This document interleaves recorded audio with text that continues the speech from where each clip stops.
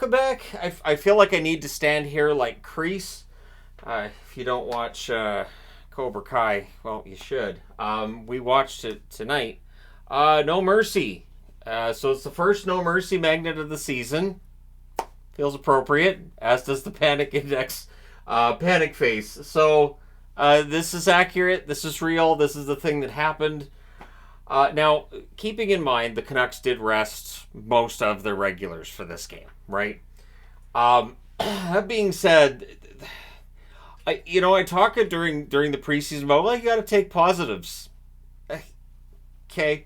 So it's Silovs, who now it's, I guess, Shilovs. So Shilovs versus Markstrom.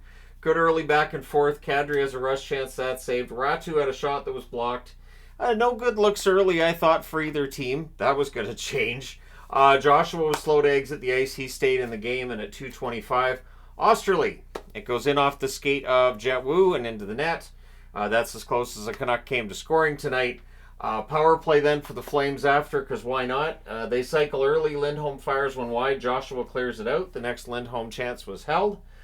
Flames second unit couldn't set up. Irwin with some shot blocks, and then shortly after the power play ends, Coronado, who, if you're a Flames fan, you might be a little excited about Coronado right now. He scored from Hanifin and Dubé at 5:25 to make it 2-0. So that's 2 goals in 5 minutes. 5.5 minutes. They didn't score at that rate through the whole game, so that's a win. So that was the 5th shot. The Canucks had 1 to this point, and I was like, okay, so it's not their night. How bad is it going to get? Little did I know. So the Flames go back to the power play. That lasted 8 seconds, became 4-on-4. Probably the best penalty kill of the night for the Canucks. Crossbar for Lindholm on a net drive during that 4-on-4. Ratu then has a shot that's held during that 4-on-4 as well. The backhand Ratu had next goes wide, and I thought a good start for him, but again, shots are 9-2 for the Flames at 8 minutes. Things get scrummy after Assassin hit, and the Flames come out with a power play, and they scored. So Assassin was a trip, and yeah, they get mad about that for good reason. And Huberdeau would score on the power play at 8:43 from Kadri and Sharangovich. That makes it 3-0. The route is on. Klapka fires one wide as the Flames look for another, because why not? The net's open for business. So's the defense. What is defense? I don't know. So the Canucks were stuck at 2 shots, because when you don't get out of your zone, you're not getting shots. Irwin versus Gilbert after a hit on Hoglander by Gilbert.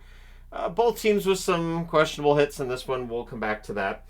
There was a near miss on a stretch pass to Dubé. Flames press with 9 minutes left. The Canucks are running around. There's not the structure. It's interesting because we know that they've been practicing fundamentals in Victoria. Yeah. So Huberdeau has a net feed. That's blocked out. And then Kadri. Backhands one in, top shelf, far corner. Went kind of for the wraparound, but then came out and backhands top corner. Now, that was a beautiful goal by Kadri, Ruzicka, and Dubé with the assists at 13:48, and the Canucks still have 2 shots. Flames press for another. Ratu fires one high from the slot. It's cleared out. Canucks press with 5 minutes left, but they're kept to the outside. Dries has a rush chance. That was defended. The Flames, they press with 2 minutes left. Joshua is denied late, and with 4.5 seconds left, the Canucks draw a power play. So, after the first period, it's 4-0 in favor of Calgary. So, they didn't score at that rate for the rest of the game. Take that, Flames fans. Second period, the Canucks set up early. McWard had a chance that was saved. More cycling. Tanev clears it out. Power play's killed off. 2 shots for Vancouver on their power play. Amon is then denied shortly then after. Ratu's denied on a net drive. We get some pushing after that. The Canucks leading in overall shots. They wouldn't stay there, but they were leading in overall shots at this point. Still down 4-0. Power play then for the Canucks, and then we have 1:35 of 4-on-4. So both teams dealing with some penalty trouble tonight. Makes sense. First game of the preseason. Honestly, there were a couple that, and I don't talk about officiating, but there were a couple of penalties I'm like, okay, come on, that's really kind of, especially when the score is so lopsided, really just, you could let a couple of these go. Anyways, Hanifin has a net feed that's deflected out. Power play's all killed off. Huberdeau exited during the 4-on-4 in a collision with Irwin, which did not make the Flames happy. Klapka wanted a fight with Irwin, so he ends up going to the box. And so the Canucks get a power play while the fans and the team not happy, feeling it was a knee-on-knee on Huberdeau, who would return during the Canucks power play. Canucks weren't able to set up that power play early. Suter has a wrist shot. That's held. The Canucks' second unit had no better luck than the first unit. The power plays killed off 2 shots for the Canucks on that power play. And then at 9:39, Huberdeau's knee must have been okay because he scores. It was a one-timer. It was a nice pass from Kadri. Osterley with the assist. So Osterley with a goal and an assist in this one. And Huberdeau with a couple of goals. If you're a Flames fan, you have to be ecstatic with how this went. Understanding the Canucks did not ice an NHL level lineup today. But still, you've got all these guys who had a rough year last year that got on the board tonight, got something going, and you hope that momentum will carry over through the rest of the preseason, and that confidence will translate to early results in the regular season. Now, we talk about how these games don't really make a huge difference, of course, but still, it's better to get off to the 10-0 win than the 10-0 loss, right? So, Höglander flattens Gilbert. He was slow to get up. It was an awkward hit on Gilbert. I didn't think it was a dirty hit necessarily. Gilbert would leave the ice. He was wobbly. It looked like he was concussed, so hopefully Gilbert's okay. So I didn't see anybody go after Höglander for that one, and I was kind of glad for that because I don't think of Hogs as being a guy who takes cheap shots. And then at 10 minutes and 30 seconds, Coronado with his second of the game, Dryden Hunt with the assist, and it was a turnover by Noah Juleson. So Juleson being a little careless with the puck, but he had company. Definitely some company on that blue line tonight. Rathbone coughing it up a lot too. So that one was a turnover, and it's a shot from the slot. No chance for Silovs on that one.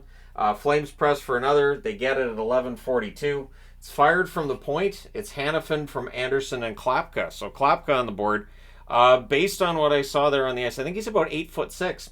So Sawchenko takes over. This was the mercy pull. I can't say Silovs played well, but I can't blame him either, because I don't know that anybody played well for Vancouver tonight.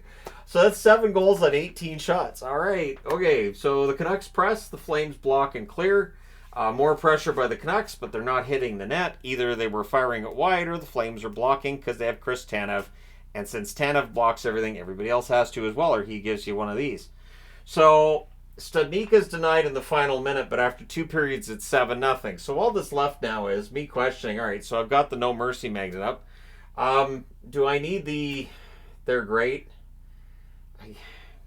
Yeah, I guess I do. Nobody's going to watch this anyways. I'll just go over and grab it from over here. Why not? I've already got 2 magnets in the middle.